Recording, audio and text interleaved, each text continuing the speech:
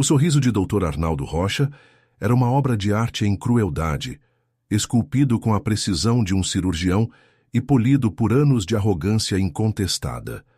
Ele se inclinava sobre a mesa de mogno maciço, o receituário barato, segurado entre o polegar e o indicador, como se fosse um inseto nojento.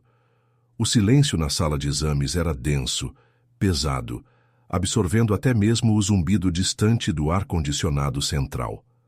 Os 4 residentes, jovens e impressionáveis, pareciam estátuas de jaleco branco, com os olhos fixos no menino de 9 anos, sentado em silêncio ao lado de sua mãe.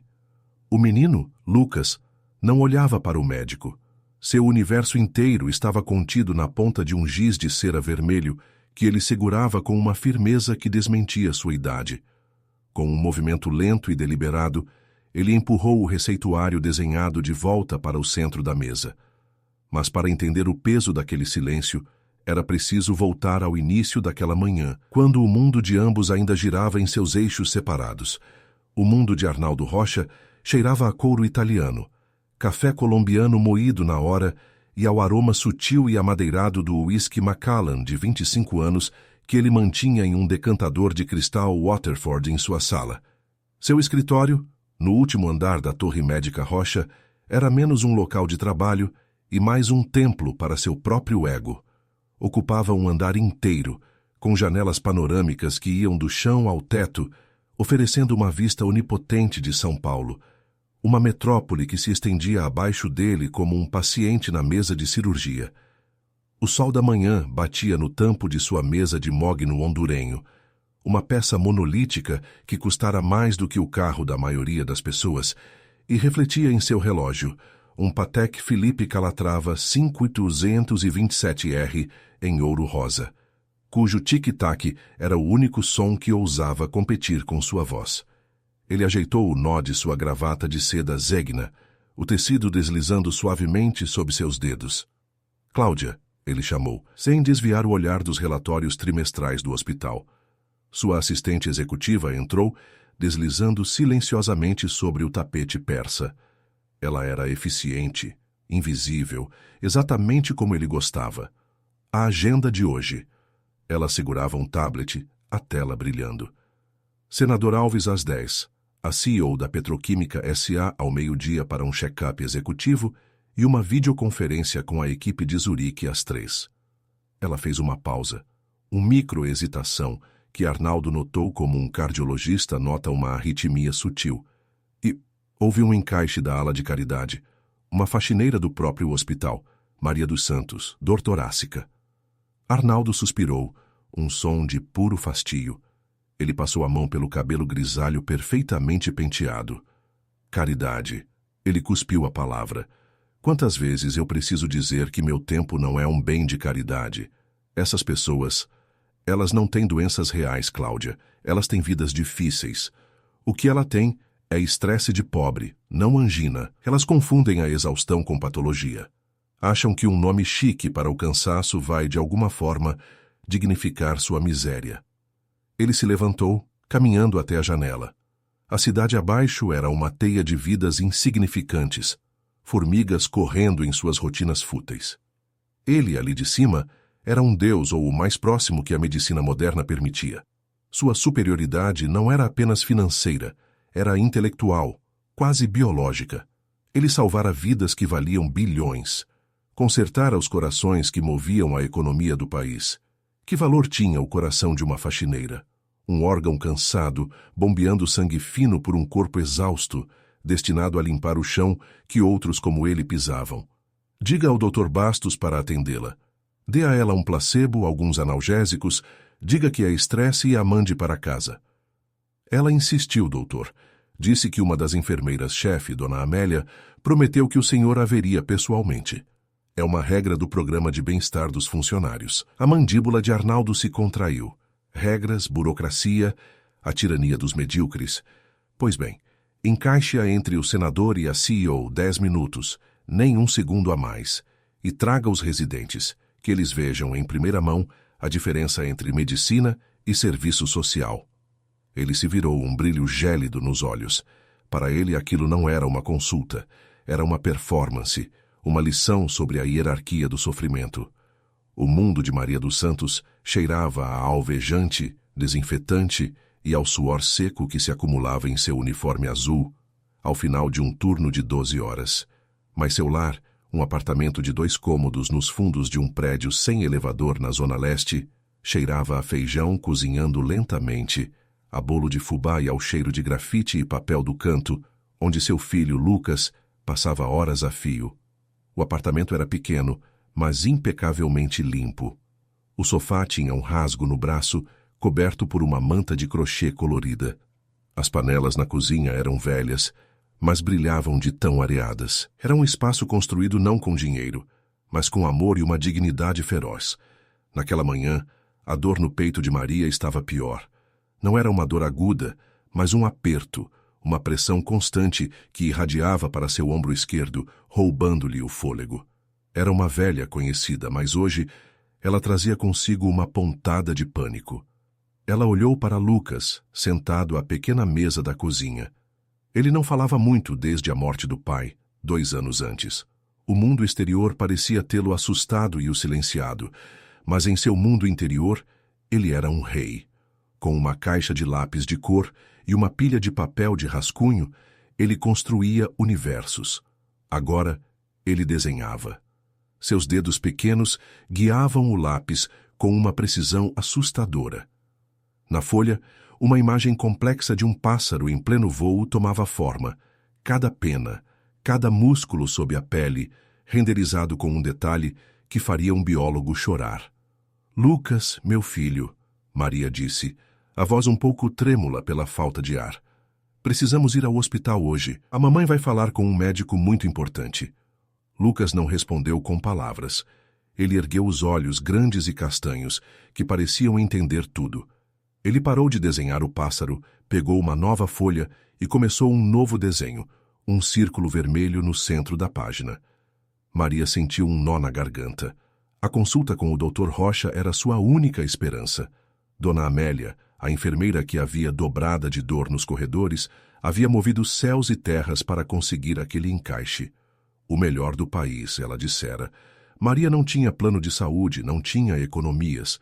Tudo o que ela tinha era aquela dor no peito e um filho silencioso que desenhava sua alma no papel. Ela vestiu sua melhor roupa, um vestido simples de algodão, e segurou a mão pequena de Lucas, sentindo a calosidade dos lápis em seus dedos. A vulnerabilidade era um casaco pesado que ela vestia todos os dias, mas hoje parecia sufocá-la. O encontro inicial foi tão insignificante para Arnaldo que mal registrou em sua memória. Ele estava saindo de sua consulta com o senador Alves, o aroma do charuto cubano do político ainda pairando no ar, quando viu a mulher e o menino esperando no corredor de mármore travertino.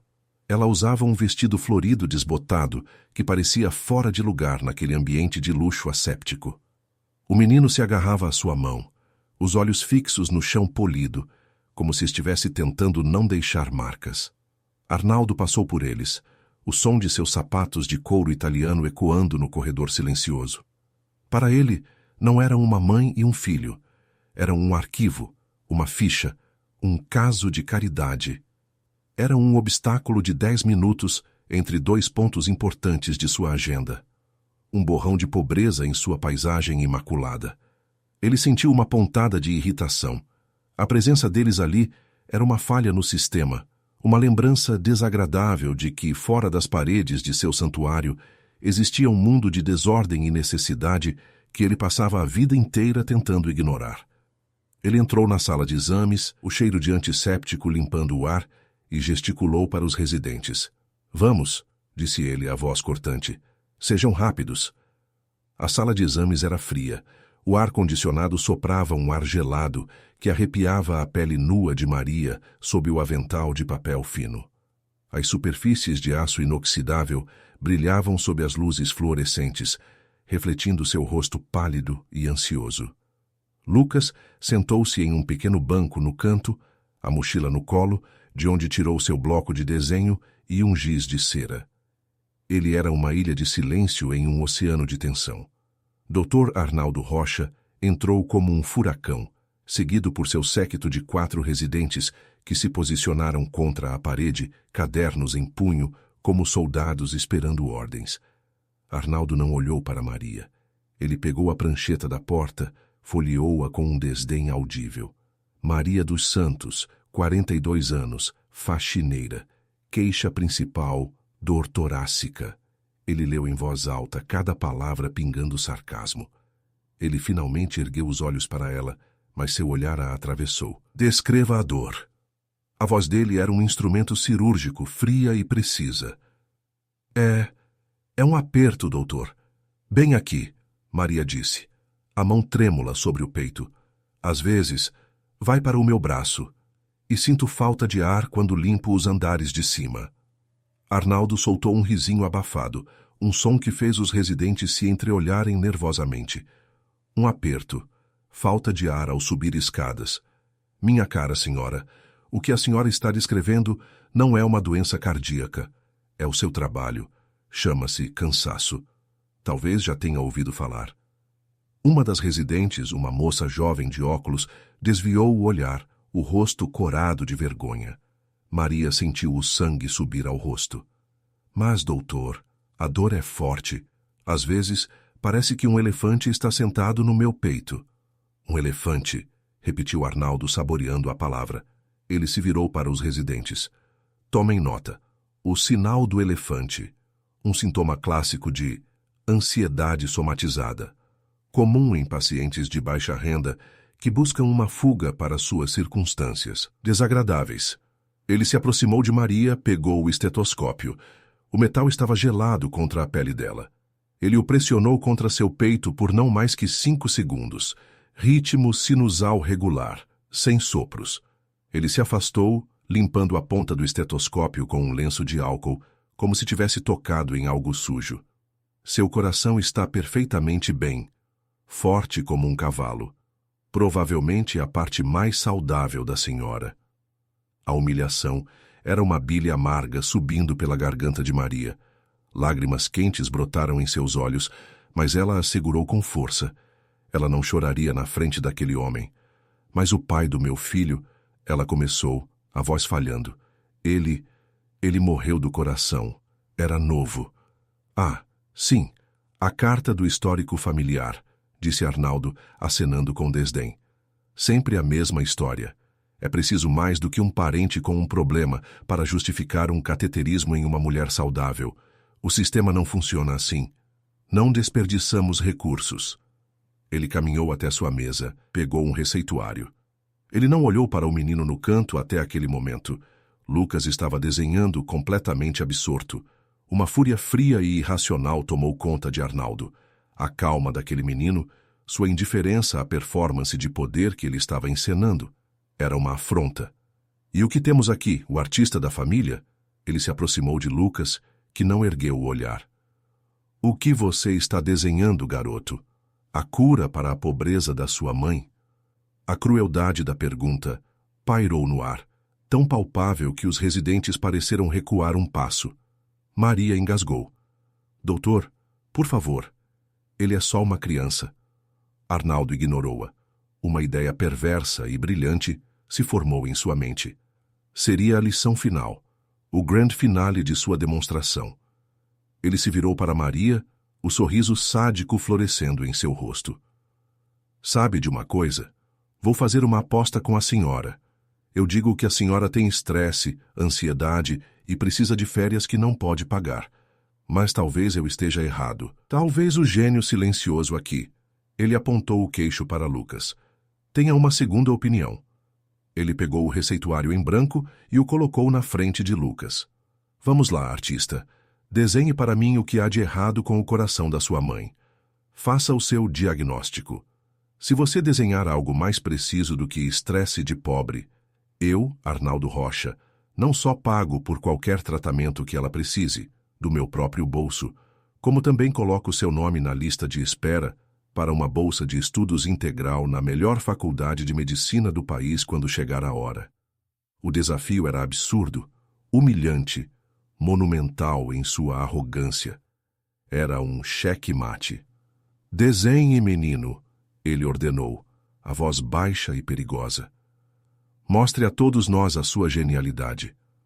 Lucas finalmente ergueu os olhos. Não havia medo neles, apenas uma calma profunda e antiga. Ele não olhou para o médico, olhou para sua mãe, e em seu olhar silencioso havia um universo de amor e compreensão. Ele assentiu lentamente. Sua mão pequena e firme pegou um giz de cera vermelho de sua caixa. O som do papelão se abrindo foi o único ruído na sala. Em seguida, ele pegou um azul e um preto. Ele ignorou a caneta Mont Blanc que Arnaldo lhe oferecera com um floreio irônico. Ele preferia suas próprias ferramentas. Ele puxou o receituário para mais perto. A folha era fina, quase translúcida sob a luz forte.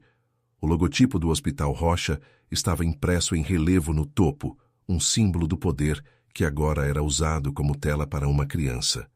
Por um momento, ele apenas segurou o giz vermelho sobre o papel, a ponta de cera a 1 milímetro da superfície. O silêncio se esticou, tornando-se tão tenso quanto um fio de sutura. Arnaldo cruzou os braços, o sorriso ainda brincando em seus lábios, mas uma pequena ruga de impaciência se formou entre suas sobrancelhas. Ele esperava lágrimas. Uma birra. A recusa assustada de uma criança. Ele não esperava essa concentração, essa quietude deliberada. O primeiro traço foi feito. O som do giz de cera arranhando o papel barato foi desproporcionalmente alto. Um som seco, terroso, que cortou a atmosfera estéril da sala. O traço vermelho se transformou na curva externa de um coração. Mas não era o coração simétrico e simplista que uma criança desenharia. Era a forma anatomicamente correta de um coração humano, com a curva do arco aórtico no topo e o ápice pontiagudo na parte inferior. A sala inteira prendeu a respiração coletivamente. Arnaldo descruzou os braços, seu sorriso vacilando por uma fração de segundo. Lucas trocou de cor, pegando o giz azul. Com a mesma precisão, ele desenhou as veias cavas superior e inferior e a artéria pulmonar, sombreando-as para indicar o sangue desoxigenado. Ele voltou para o vermelho, traçando a aorta e as veias pulmonares.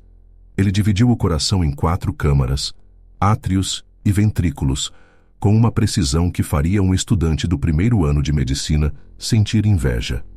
A jovem residente de óculos deu um passo à frente, os olhos arregalados. Incrível, ela sussurrou antes de se encolher sob o olhar fulminante de Arnaldo. Mas o olhar de Arnaldo não estava mais nela. Estava fixo no desenho. O sorriso em seu rosto havia desaparecido completamente, substituído por uma máscara de perplexidade confusa.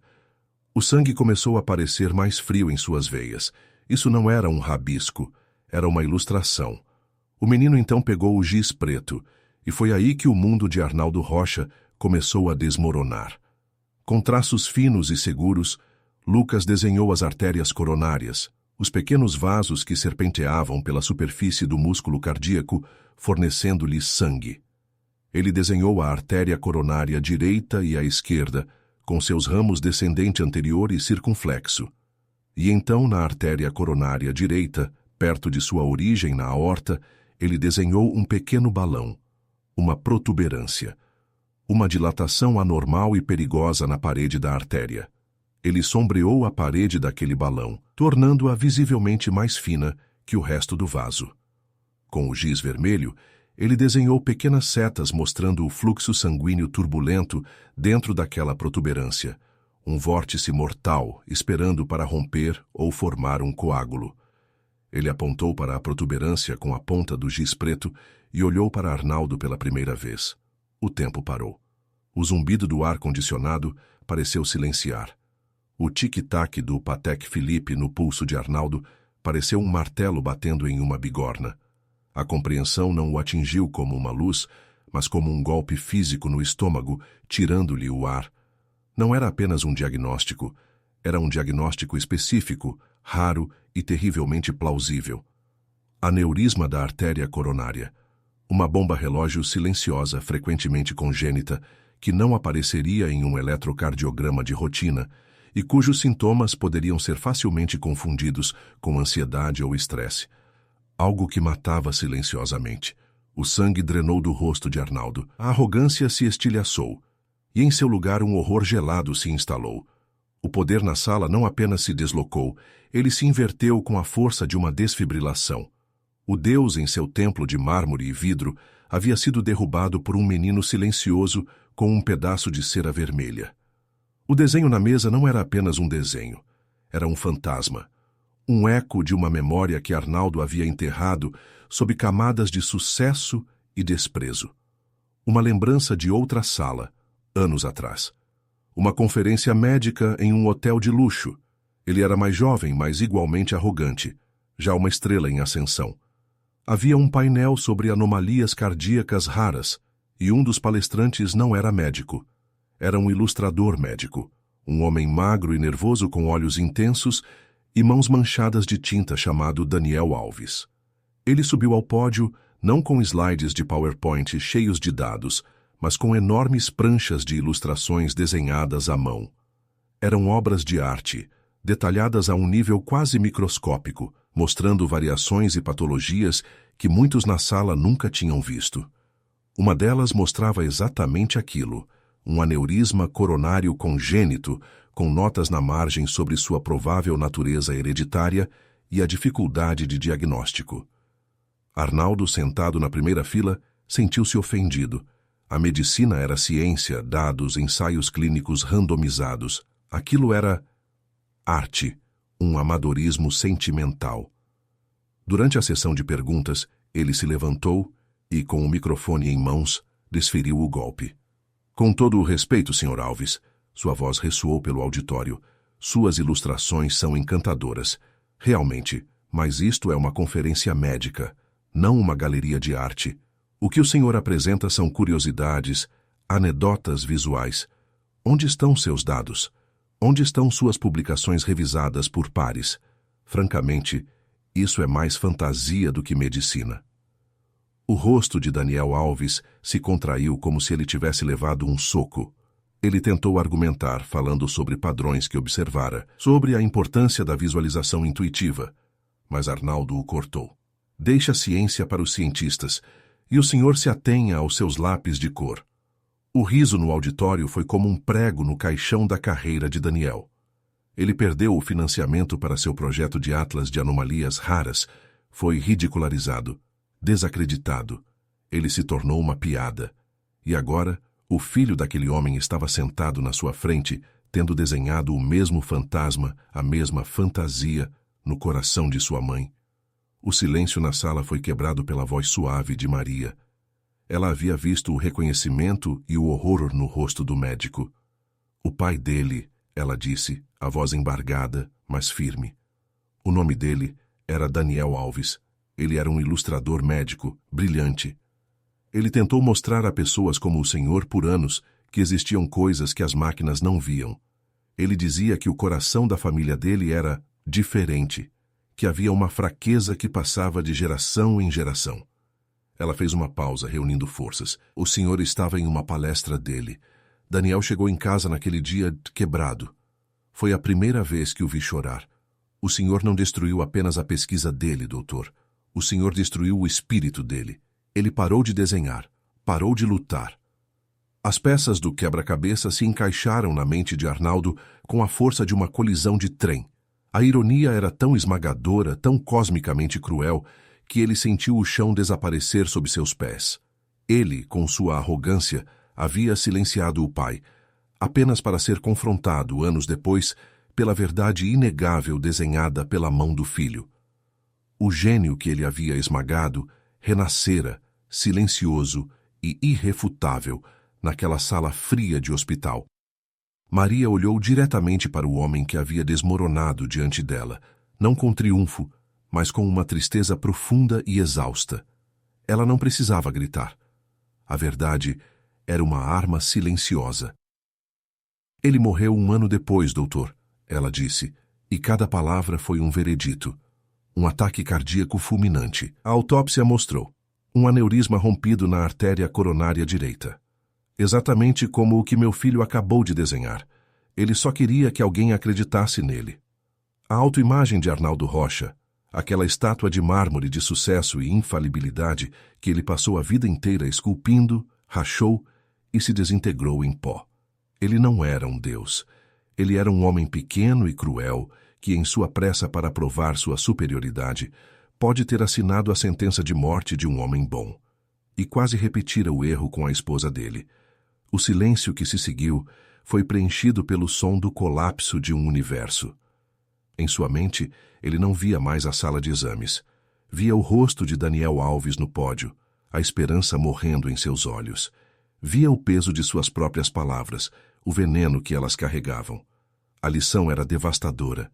O maior erro diagnóstico de sua carreira não fora médico, fora humano.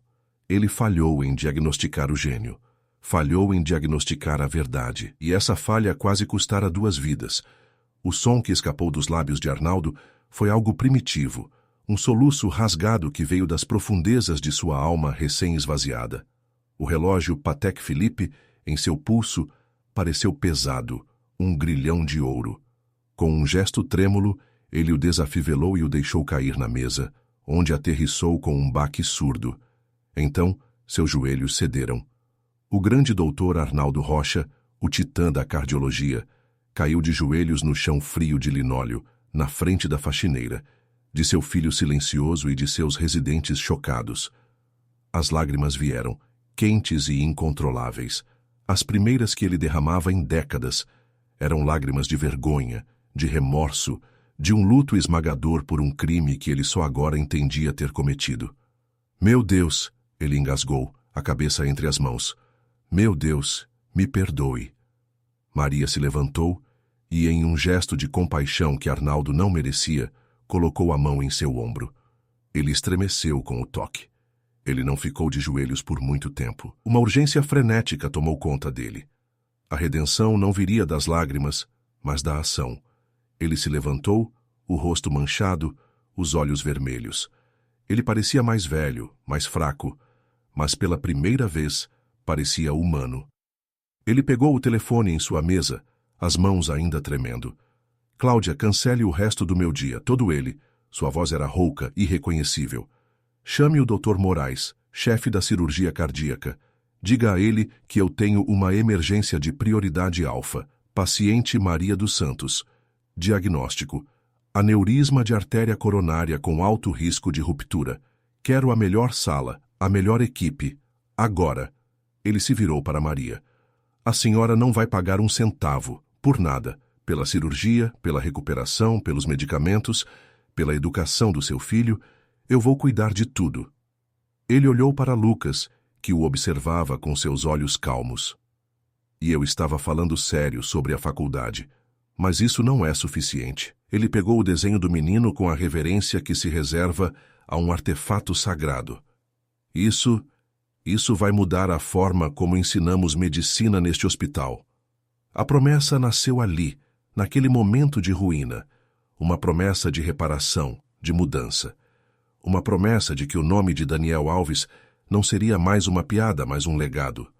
2 anos depois, o sol da tarde filtrava pelas folhas de um ipê amarelo, salpicando o gramado bem cuidado com manchas de luz dourada. Maria dos Santos, com o rosto mais cheio e as linhas de preocupação suavizadas, aparava as rosas em seu pequeno jardim.